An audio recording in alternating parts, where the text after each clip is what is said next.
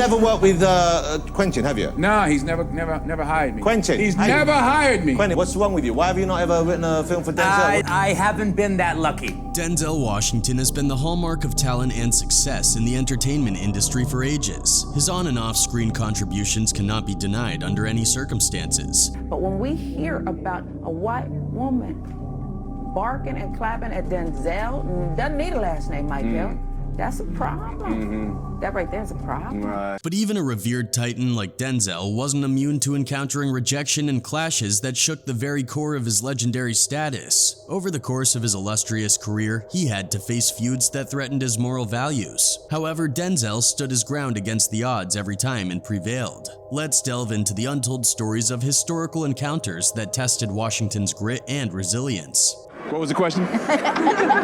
Well, that was the question. Who you wound up supporting in the election, presidential election? None of your business. Denzel Washington is one of the legendary star performers in Hollywood whose rich filmography holds numerous highly appreciated blockbuster, entertaining, and legendary projects. His extraordinary cinematic contribution to American cinema has allowed him to collaborate with many creatively competent directors and has helped him solidify his top spot in the entertainment industry. The Oscar goes to I Love My Life, Denzel Washington.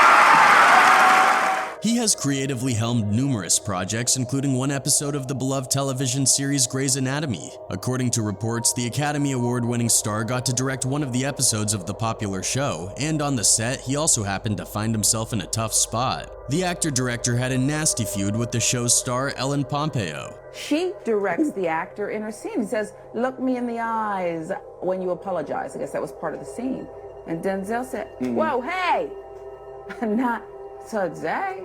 Ellen herself revealed this behind-the-scenes anecdote on the Tell Me podcast, claiming that she gave her peace of mind to Denzel when they were shooting an episode together. "I was like, look at me when you apologize. Look at me." And that wasn't in the dialogue, and Denzel went ham on my A. He was like, "I'm the director, don't you tell him what to do." I was like, "Listen, mother F, this is my show, this is my set. Who are you telling? You barely even know where the bathroom is." But that's not all. Ellen actually had the galls to approach Denzel's wife to complain about the fight when Denzel hadn't breathed a word about it. Once again, she spilled the tea herself. And then his wife came to set to visit. I was not talking to Denzel, I was mad at him. I told his wife that he yelled at me today, and I'm not okay with him. And I'm not looking at him, and I'm not talking to him.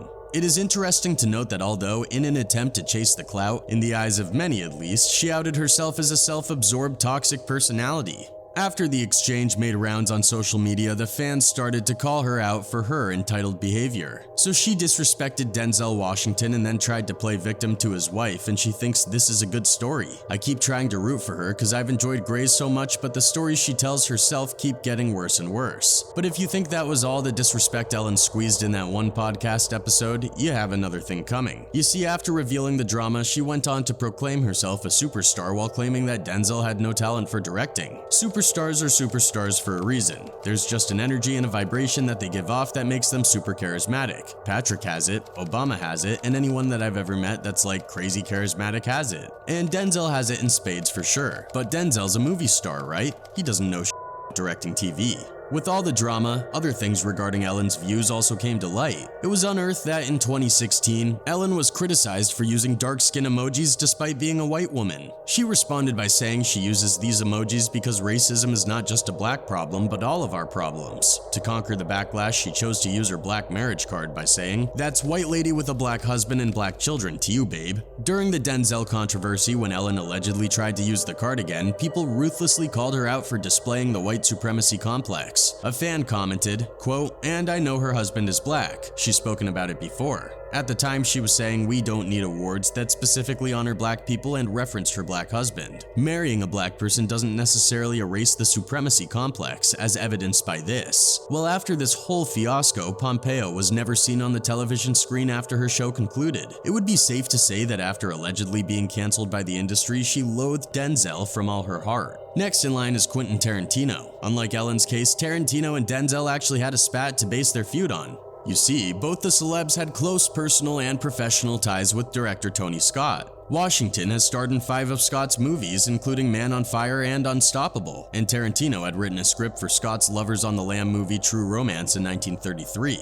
The rumor mill claimed that Washington was not happy with the dialogue that Tarantino brought to Tony Scott's 1995 submarine movie Crimson Tide, in which Washington co-starred with Gene Hackman. Allegedly, Washington thought the dialogue was racist and publicly called Tarantino out about it on set. Reportedly, after reviewing the rewrite, Washington did not take too kindly to Tarantino's presence. The award-winning actor confronted Tarantino and read him the riot act about his constant use of racial slurs in the film. According to Newson, Tarantino supposedly did not want the heated discussion he was having with Washington to become a public spectacle and urged him to take their talk to a more private setting. However, Washington refused to move from the public spot where they had been arguing and allegedly told the director in no uncertain terms, "No, if we're going to discuss it, let's discuss it now." But the brief spat had long-lasting effects, so much so that the two directors did not work together at all. However, Denzel spilled the tea in an interview with Jonathan Ross, claiming that Tarantino held a grudge against him after the incident. He said, "You've never worked with Quentin, have you?" No, he's never hired me. Quentin, he's never hired me. Interestingly, when Tarantino was confronted in front of the camera, he indirectly claimed that Denzel's directing skills were not worth his films. I haven't been that lucky. Okay. Well, are you going to do one now? It would be my honor, and I'm really not just saying that. I think he is one of the best actors in the world. However, in 2012, Washington told GQ that he had buried the hatchet with Tarantino years ago and that his daughter Katya was working on Tarantino's Django Unchained as an editorial production assistant. He said, "My oldest daughter. I see her digging her independence. She doesn't like me talking about it, but she's working with Tarantino. Isn't that interesting how life goes? But I buried that hatchet. I sought him out 10 years ago. I told him, look, I apologize. You've just got to let that go. You gonna walk around with that the rest of your life?" He seemed relieved. And then here we are 10 years later and my daughter's working with him. Life is something.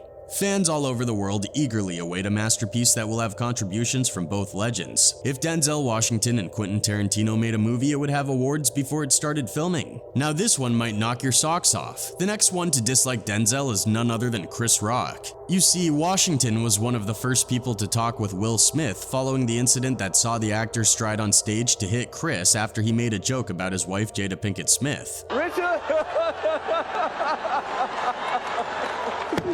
Oh, wow! Wow! Shortly afterwards, Smith won the Best Actor in a Leading Role Oscar for his turn in King Richard, where he apologized to the Academy and his fellow nominee. As part of his speech, the actor revealed that he spoke to his fellow nominee Washington during the commercial break. He said, quote, "What I loved was Denzel said to me a few moments ago, he said, 'At your highest moment, be careful. That's when the devil comes for you.'" Washington spoke about the matter publicly for the first time at a leadership summit in Washington, D.C. Washington relayed his opinion by saying, "When the devil comes at you, maybe it's because you're trying to do something right.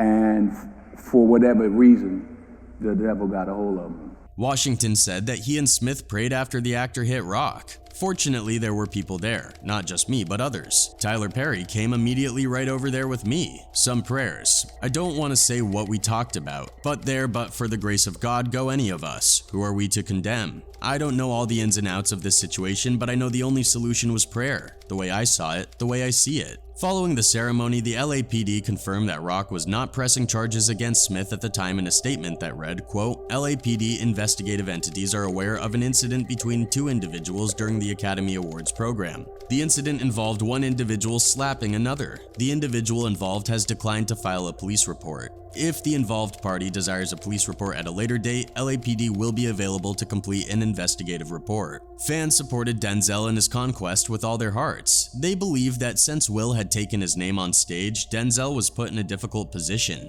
"Denzel, you did a great job answering the way you did. I'm at a loss why TD Jakes asked that and how it was put across to be answered like a gossip show." However, Denzel was very professional and answered appropriately. Next on the list of people who despise Denzel is Tyler Perry. Yes, you heard that right. These prayer buddies are literally as different from each other as they could be.